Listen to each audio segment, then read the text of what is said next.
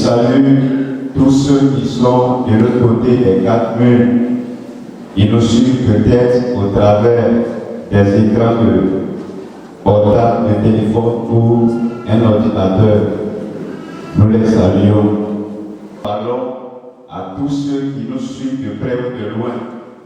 Et nous allons trouver quelqu'un auprès de qui nous pouvons trouver la consolation, nous pouvons trouver le réconfort, nous pouvons trouver la solution à nos problèmes. Et je rappelle que nous sommes en plein culte. Et c'est cela que peut-être vous allez entendre, gloire à Dieu, vous allez entendre acclamer le Seigneur, parce que nous sommes en plein culte. Un plateau de témoignage. Nous savons ce que c'est une lucane qui est offerte à nous, peuple de la mer, et à tous ceux qui sont dans le monde entier. La lucane est offerte pour permettre à cette église, aux enfants de cette église, d'exposer ce que Dieu fait, de présenter au monde ce que Dieu fait au milieu de nous. Un coup d'œil, Badolo Awa.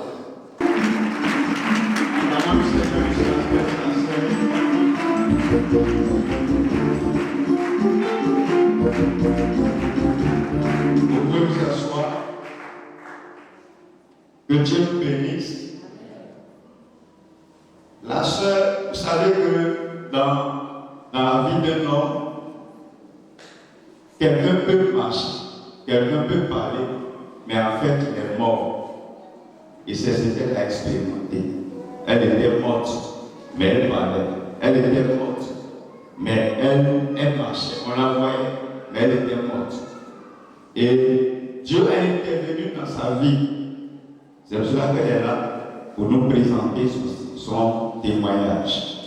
Alors, elle va prendre le micro et puis elle va se présenter au peuple de Dieu. Bien-aimés, je vous salue dans le nom du Seigneur Jésus. Amen. Je réponds au nom de Mademoiselle Badolo Awa, mère de l'église Bobo Dioulasso, précisément au Burkina Faso. J'étais musulman. Enfin, je vais dire, je suis née d'une famille musulmane. C'est en 2020 que je suis venue au Seigneur Jésus. Alléluia. Elle vient de l'église de Burkina. Elle n'était pas dans l'église. Et puis, elle est venue un moment donné dans sa vie. En 2000 combien? 2020. En 2020, elle est arrivée à la mer de Bobo Dioulasso.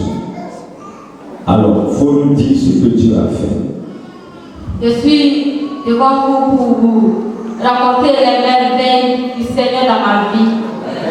Ceux qui me connaissent aujourd'hui et l'année passée savent qu'il y a eu une grande différence dans ma vie. Voilà. Je souffrais d'un mal de ventre depuis 2017. Et ce mal se caractérisait par du sang. C'est-à-dire quand je vais au sein, au lieu de sortir des déchets, c'est du sang coagulé qui sortait à la place des déchets. Et j'avais fait cela environ 2 ans et demi. Donc pendant 2 ans et demi, elle se, comme tu le dis, elle se défie, c'est-à-dire que ce qui sortait d'elle, c'est sa propre chair. Allons-y. Pensant que c'était fini, ça a changé d'état. Ça a changé carrément d'allure. C'est devenu maintenant du sang, plus particulier des organes. C'est-à-dire que je pourrissais en moi-même. Je pourrissais en moi. Manger, c'était un problème. Lorsque j'avale quelque chose, c'était tout un problème. De douleur abdominale. Donc, retenons quelque chose. Elle se portait bien et puis à un moment, elle est tombée malade. Et quand elle est tombée malade, ça se manifestait par quand elle va au besoin. Quand elle va au besoin, c'est le sang qui sort. Et puis à un moment, la maladie est montée à un autre niveau. Au lieu que ce soit le sang, c'est maintenant son propre corps qui sortait sous forme de pourriture. Oui, allons-y. Ça À besoin que lorsque je vais rentrer dans les toilettes, j'amène l'autus pour faire un peu pour aller montrer au docteur. Mais dans tout ça, ils n'ont pas eu des maladies. J'ai fait l'échographie. Il y a pas d'examen que je n'ai pas fait comme examen de mon devant. Donc ça veut dire qu'avant de venir à l'église, tu es passé partout. Tout à fait. Tu allais vers qui par exemple par rapport à l'état dans lequel tu te trouvais? J'ai même fréquenté des églises où on prie pour moi. Elle est allée dans des églises, ça n'a pas marché. Ça n'a pas marché. Oui. Et à l'hôpital aussi, c'était des produits que je prenais, mais il n'y avait pas d'amélioration. À l'hôpital, ça n'a pas marché. Est-ce qu'il y a eu des tradis praticiens, des feuilles qu'on a utilisées pour essayer de guérir le mal? Non, c'est moi-même qui achetais les feuilles que les mamans utilisaient comme des mots de vent.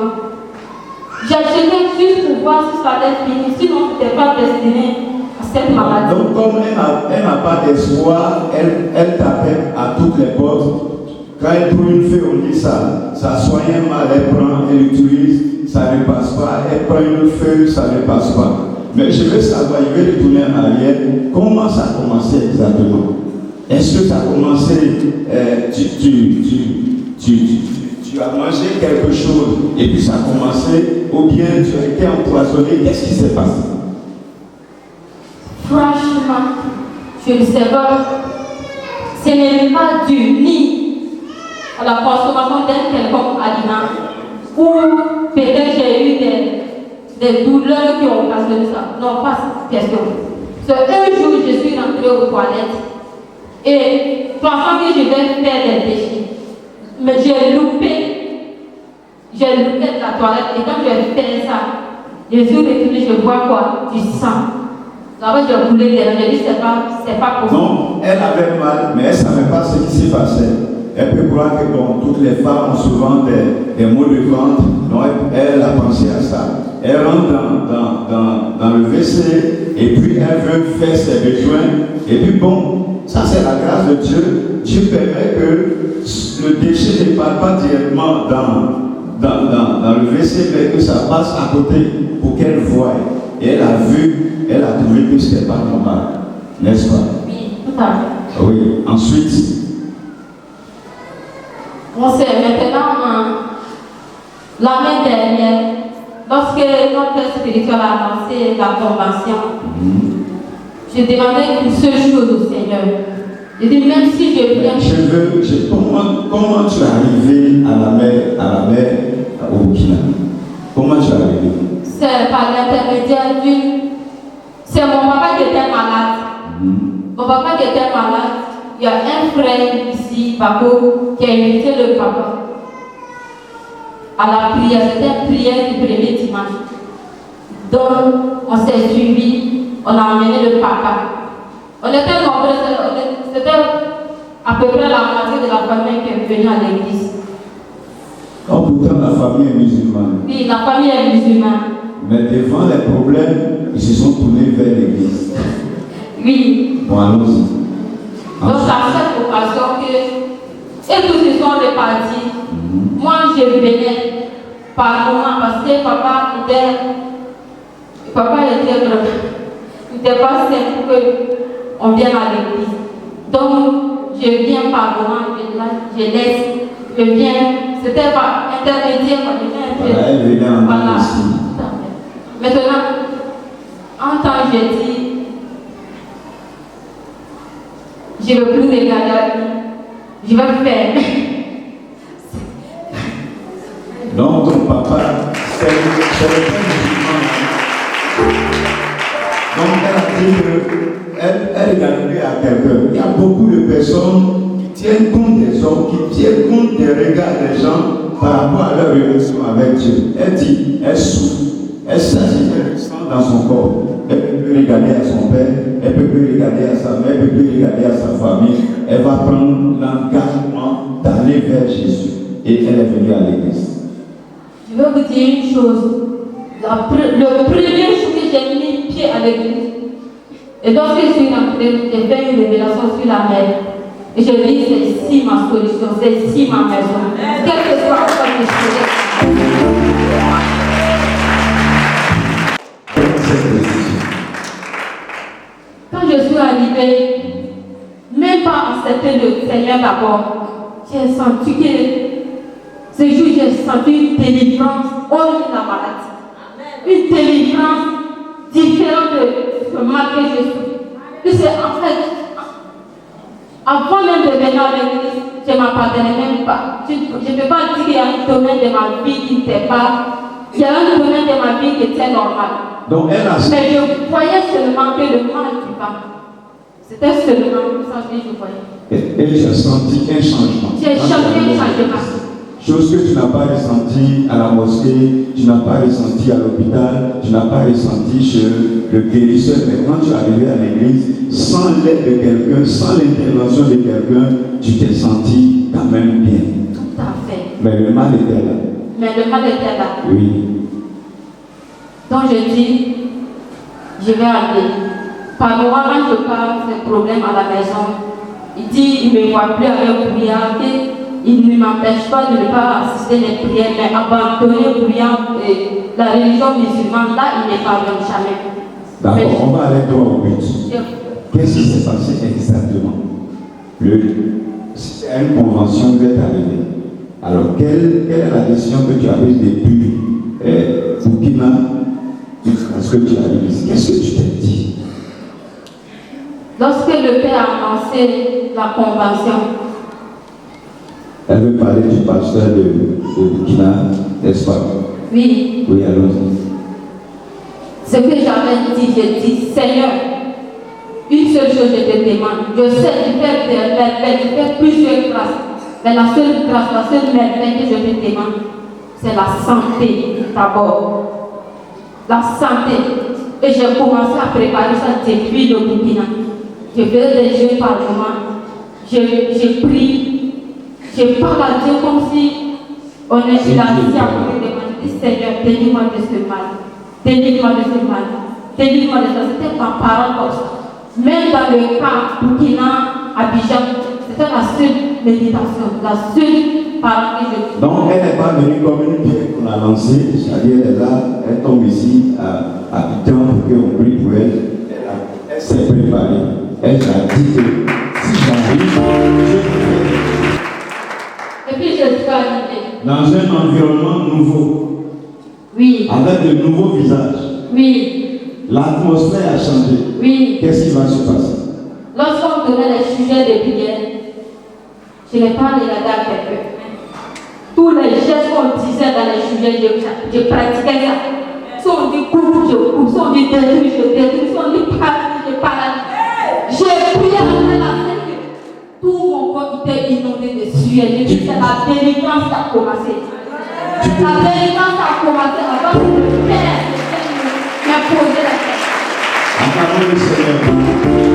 Dans cette personne musulmane qui a commencé à voir la foi en Jésus, le salut vient vraiment de Jésus. Oui, vas-y. Voilà. On a fait les 4 jours dans la prière intense. Et je l'ai fait avec foi. Et je sais que je l'ai reçu. Mais tu détruisais quoi? On détruisait les œufs des ténèbres. C'est les sujets de prière qu'on donnait. Donc on disait des fois, pose la main où tu as mal. J'avais mal à la tête, mais je ne voyais pas ma tête. C'était ça là qui m'importait. Acclamons le Seigneur. Elle est venue avec un sujet qu'elle présente à Dieu. On dit à imposer la main là où tu as mal, elle met sur son ventre. Prier, détruisez les œufs des ténèbres, elle met sa main sur son ventre parce qu'elle sait ce qu'elle vit, elle sait ce qu'elle ressent. Elle a prié comme ça jusqu'à ce que quelque chose se passe. Alors qu'est-ce qui s'est passé? Oui, la sueur a bien coulé, j'étais bien trempée. Après, j'ai vomi. J'ai vomi durant les 4 jours jusqu'à la veillée.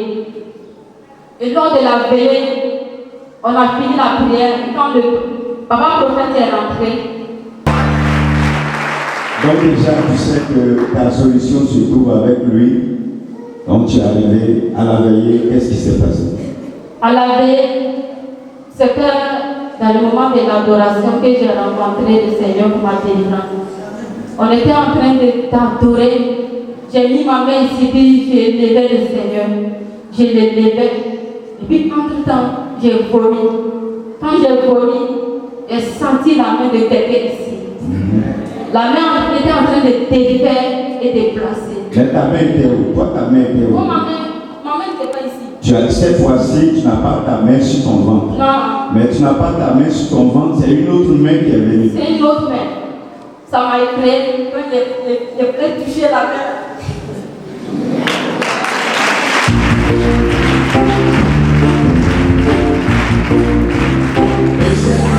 Et cette main ne restait pas tranquille. Là, tu sentais quoi? C'est comme lorsque le docteur te touche. Oh oui. Vraiment des docteurs à l'hôpital, c'était le même scénario. C'était ici, on prend, on vient placer ici, on défait. Je vois la main qui à tel enseigne que j'ai pris mes mains pour coller la main de la personne comme ça. Je sentais les mouvements. Papa a dit, venez devant ce que le Seigneur a touché. Je me suis approché. Et lorsque je me suis approché, papa a versé, m'a donné l'eau bénite, j'ai bu. Et il a versé un peu sur mon ventre, il m'a imposé une main. Et depuis lors, plus de douleur, plus de saignement, plus de passion. Imaginez un peu ce que le Seigneur a fait de la soeur, comment ça s'est passé, qu'il y avait un corps qui a pourri à l'intérieur. Il ne sait pas si le Seigneur a enlevé puis l'a placé ou bien il ne sait pas. Mais en tout cas, ce que nous savons, c'est que le Seigneur a intervenu, c'est que la pourriture a été supprimée, le mal a été supprimé.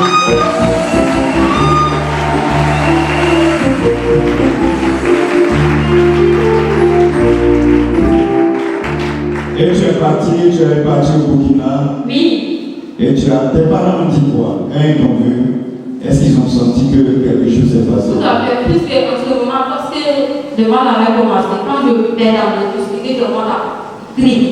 Mais il n'a jamais cherché de médicaments pour moi. Chaque fois quand il dit, va chercher des médicaments, il oublie. Chaque fois c'est comme ça. Mais quand il voit le mal, ça triste. Quand il voit le sang, ça triste. Mais il n'a jamais décidé de faire quelque chose. Et Jésus l'a fait. Jésus l'a fait. Jésus l'a fait. Le complexe spirituel. Jésus a intervenu dans ta vie pendant que ton papa, ta maman, ta famille avaient les yeux sur toi pour te regarder. Peut-être qu'ils attendaient ta mort. Mais tu n'es pas morte, tu es vivante. Acclamons le Seigneur. Nous retenons quelque chose, je vous ai dit qu'il y a plusieurs manières. Elle est venue avec un sujet qu'elle a traité depuis le Burkina.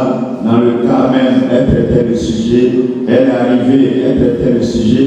Chaque sujet qu'on donnait, elle voyait son ventre et elle priait par rapport à son ventre. Quand c'est un sujet de combat, elle combattait par rapport au mal qu'elle sentait et le Seigneur va l'exaucer parce que Dieu a disposé quelqu'un au travers de qui nous avons la solution à nos problèmes. Acclamons très fort le Seigneur.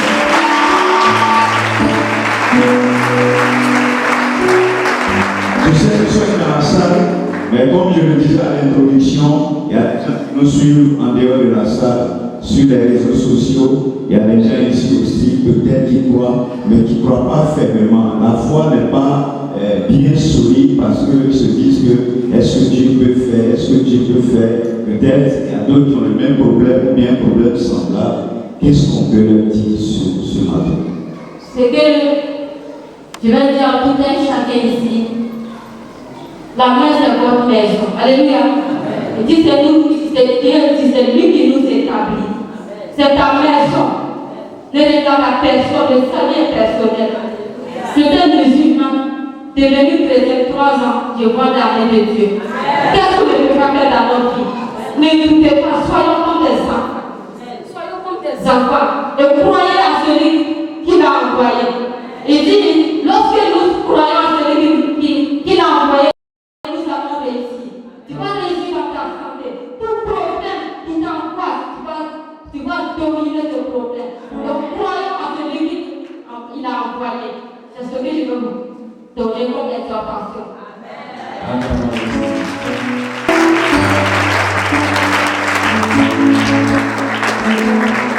Maintenant, lui, il est là pour nous orienter vers Jésus.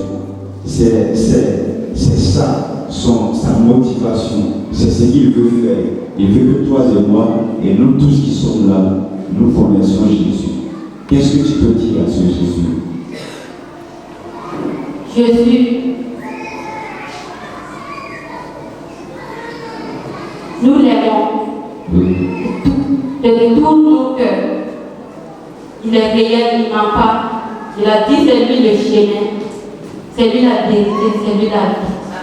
On va lui dire, quelles que soient les persécutions, les difficultés, nous serons toujours attachés à lui. Nous fléchissons toujours les yeux sur sa croix, parce qu'il n'y a pas de Dieu comme lui, il n'y a pas de sauveur comme lui. C'est pourquoi à tout un chacun ici, je dis, regardez toujours à lui. Même si tu as faim, même si tu as soif, même si ton cœur est chaud, regarde toujours à lui. C'est lui notre salut, c'est lui notre assurance, c'est lui notre espoir. Regardons toujours à lui.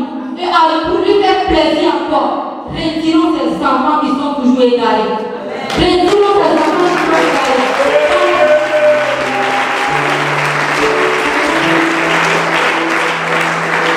Et c'est en cela il faudra que nous l'aimons.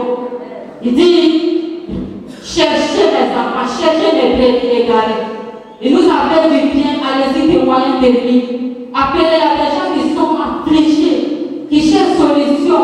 Pour moi, par exemple, c'est par rapport à mon papa qui est venu à la mer. Donc, parlons de lui, n'ayons pas honte de lui, parlons de lui. C'est lui notre tous. Merci beaucoup. Que Dieu te bénisse abondamment. Et que ce que tu as fait, que ça, tu puisses conserver ça éternellement jusqu'à ce que Jésus vienne chercher. Vraiment, sois dans le Seigneur. Parce qu'avec toi, il faut l'aider. Il faut que ce témoignage-là, tu le rendes partout. À commencer par ta maison. Je veux que ta famille qui est musulmane se donne à Jésus. Ça viendra de toi. C'est pour cela que le Seigneur t'a visité. Sois béni. Acclame le Seigneur pour notre frère.